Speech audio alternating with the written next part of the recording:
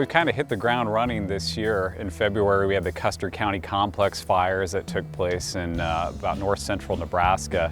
And we're getting to the point now where spring just feels like it's fire season. You know, we hit the ground running for probably the past, I want to say 3 or 4 years, where as early as February, we've had a massive wildfire or two. And the problem is we're just not getting enough moisture. You know, we see these fires start as early as February and go as late as November or even December.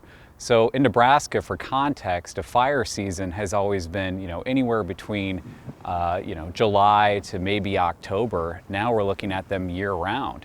The issue is that during the winters, we're not getting enough snowpack, and during the summers, not enough rain, and then we get these unseasonably warm temperatures early in the spring, as well as these high winds, and those are recipes for wildfires. The biggest issue is that 90% of the fires here in Nebraska are human caused. And to throw another figure at you, 35% of those are pile or debris burns. And we know that those burns are obviously popular in the spring for a lot of landowners. It's a way of getting rid of all that excess, lumber or sticks, any sort of waste material.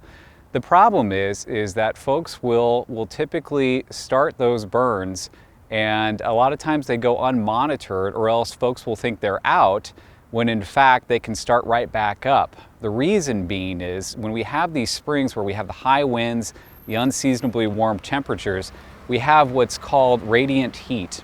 And that heat essentially can cause one of those piles to start right back up, sometimes days or even weeks after the fact. And that's been a big issue for us here in Nebraska this past spring. So we really want to make landowners aware, yes, pile and debris burning is absolutely essential, but monitoring is as well.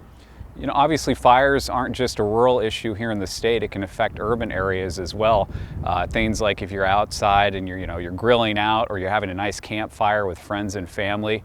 The biggest thing to watch is what the weather looks like that day or even into the evening.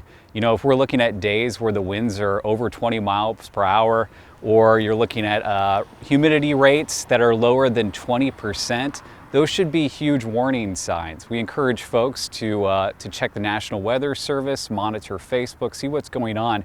If you're in an area that's dealing with a red flag warning day, reconsider burning. You know, those are the kind of days that get us. That's where we have these wildfires that get out of control, where you have all these statewide resources trying to attack this situation, and it becomes a massive problem, as we've been seeing over the past 4 years.